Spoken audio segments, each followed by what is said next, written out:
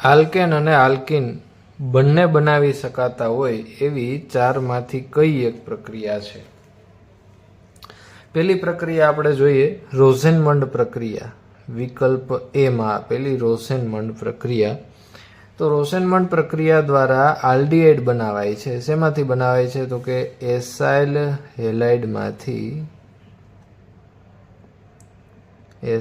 હેલાઇડમાંથી aldehyde. તો acyl halide તરીકે આપણે લઈએ RCOCl. આ છે એસાઇલ હેલાઇડ. પ્લસ એની પ્રક્રિયા પેલેડિયમ H2 ની હાજરીમાં પેલેડિયમ વિથ BaSO4 ની સાથે કરવામાં આવે તો HCl અહીંથી દૂર થશે અને અહીંયા H આવી જશે એટલે RC⋯OH. આ છે આલ્ડીહાઇડ. તો આ પ્રક્રિયા દ્વારા આલ્કેન કે આલ્કીન બનાવી શકાતું નથી. તો વિકલ્પ એ છે આપણા માટે ઉપયોગી નથી. ત્યારબાદ પ્રક્રિયા બી જોઈએ, ફ્રેન્કલેન્ડ પ્રક્રિયા. તો ફ્રેન્કલેન્ડ પ્રક્રિયા દ્વારા મિત્રો આલ્કેન બનાવી શકાય છે. શેમાંથી? તો કે આલ્કાઇલ હેલાઇડમાંથી. આલ્કાઇલ હેલાઇડની જ્યારે Zn સાથે પ્રક્રિયા કરવામાં આવે તો આલ્કેન મળે છે, પણ એમાંથી આલ્કીન મળતું નથી. આલ્કેન અને આલ્કીન બંને મળતું હોય એવી પ્રક્રિયા આપણે જોવાની છે. તો આનું પણ એક એક્ઝામ્પલ લઈએ તો આલ્કાઇલ હેલાઇડ કોઈ પણ લઈએ CH2CH2X જે આપણે 2 મોલ લેશું. પ્લસ એની પ્રક્રિયા Zn સાથે કરતા આપણને અહીંયા 2 કાર્બનવાળી નિપજ છે, એમાંથી 4 કાર્બનવાળી નિપજ મળશે, જેમ કે CH3CH2CH2CH3 બ્યુટેન મળે છે. પ્લસ ZnX2 એ દૂર થાય છે. તો આમાંથી આલ્કેન તો મળ્યું આપણને, પણ આલ્કીન બનાવી શકાશે નહીં.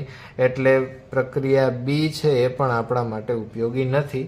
ત્યાર પછી પ્રક્રિયા સી જોઈએ, કોલ્બેની ઇલેક્ટ્રોલિસિસ પદ્ધતિ. તો કોલ્બેની ઇલેક્ટ્રોલિસિસ પદ્ધતિની અંદર શરૂઆતના પ્રક્રિયક તરીકે આપણે લઈએ 2 મોલ CH3COONA. એની પ્રક્રિયા 2 મોલ H2O સાથે કરીએ અને ઇલેક્ટ્રોલિસિસ એટલે કે વિદ્યુત વિભાજન કરતા એક વધુ કાર્બન ધરાવતી નિપજ એટલે કે CH3 જોવા મળશે. પ્લસ 2 મોલ CO2 આપણને પ્રાપ્ત થશે, પ્લસ 2 મોલ NaOH અને H2O આપણને પ્રાપ્ત થશે. H2O ને પણ H2 પ્રાપ્ત થશે. તો આ પ્રક્રિયા દ્વારા આપણને આલ્કેન તો મળી ગયું, પણ આલ્કીન મળે છે કે નહીં એ પણ ચેક કરી લઈએ. તો આલ્કીન મેળવવા માટે હું અહીંયા નિપજ તરીકે પ્રક્રિયક તરીકે લઉં છું CH2CH2COOK. ચાલો આની પ્રક્રિયા આમાં ઇલેક્ટ્રોલિસિસ આપણે કરીએ તો ઇલેક્ટ્રોલિસિસ દ્વારા આપણને એનોડ ઉપર એક નિપજ મળશે આ રીતની CH2CO- આ પ્રક્રિયા મળશે આપણને એનોડ ઉપર. પ્લસ 2K+ એ આપણને મળશે કેથોડ ઉપર. અને ફર્ધર આની પ્રક્રિયા આગળ જતા આપણને આમાંથી CH2 મળશે, જેમાં CO2 છે અહીંથી દૂર થશે, પ્લસ 2CO2.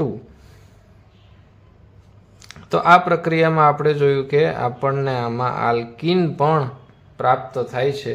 તો આલ્કેન અને આલ્કીન બંને પ્રાપ્ત થતું હોય એવી આ એક પ્રક્રિયા છે જે છે કોલ્બેની ઇલેક્ટ્રોલિસિસ પદ્ધતિ.